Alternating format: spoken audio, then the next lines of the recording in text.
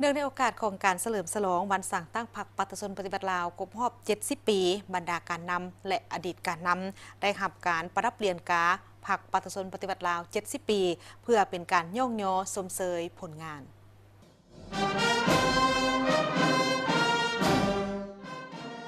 พิธีประดับเรียนกาพรรคประชาชนปฏิบัติลาว 70 ปี ให้แก่บรรดาสหายการนำและอดีตการนำได้จัดขึ้นอย่างสมเกียรติในตอนเช้าวันที่ 21 มีนาคมนี้ที่ห้องว่าการศูนย์กลางพรรคโดยได้ประดับให้อดีตเลขาธิการใหญ่ประธานประเทศสหายจุมลีไสยศรและสหายบุญยังวรจิตให้เกียรติขึ้นประดับโดยสหายทองลุ้นศรีสุริตเลขาธิการใหญ่ประธานประเทศประดับให้เลขาธิการใหญ่ประธานประเทศปัจจุบันสหายทองลุ้นศรีสุริตให้เกียรติขึ้นประดับโดยสหายบุญทองจิตมณีผู้ประจำการคณะเลขาธิการศูนย์กลางพรรคห้องประธานประเทศประดับให้บรรดาสหายกรมการเมืองศูนย์กลางพรรคและอดีตกรรมการกรมการเมืองศูนย์กลางพรรคมีสหายท้องสินธรรมวงศ์สหายพันคำวีพวันสหายอาซางลาวลี่สหายสมสวัสดิ์เล็งสวัสดิ์สหายจันทรีโพสีคำสหายนางปันนียาทอตู้สหายบุญทองจิตมณีสหายไซสมพรพรหมวิหารสหายสอนไซศิบดรสหายพลเอกจันสมรจันยราชสหายคำพันธ์พรหมทัต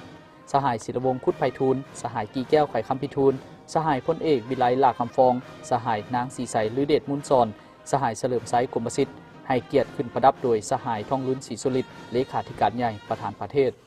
ประดับให้บรรดาสหายคณะเลขาธิการศูนย์กลางพรรคและอดีตการนำพรรครัฐมีสหายแสงนวลไสยราชสหายสมบัติเยียริเฮอร์สหายสมแก้วศรีลาวงศ์สหายคำพันธ์เผยยวงศ์สหายอนุภาพตุนลมสหายทองสลิดมังนอเมฆสหายนางสุนทรไสยจักรสหายนางเวียงทองศรีพันดรให้เกียรติขึ้นประดับโดยสหายบุญทองจิตมณีผู้ประจำการคณะเลขาธิการศูนย์กลางพรรคห้องประธานประเทศประดับให้บรรดาสหายห้องประธานสภาแห่งชาติและอดีตห้องประธานสภาแห่งชาติและอดีตห้องนายกรัฐมนตรีมีสหายบัวสอนบุพพวันสหายสมดีดวงดีสหายสมพันธ์แพงคำมีสหายบุญปอนพุทธนาวงศ์สหายเจริญเยี่ยมเป่าเฮอสหายสมมาตรพลเสนาสหายคำไปดำรัดสหายสุวรรณเดืองบุญมีให้เกียรติขึ้นประดับโดยสหายไซสมพรพรหมวิหารกรรมการกรมการเมืองศูนย์กลางพรรคประธานสภาแห่งชาติ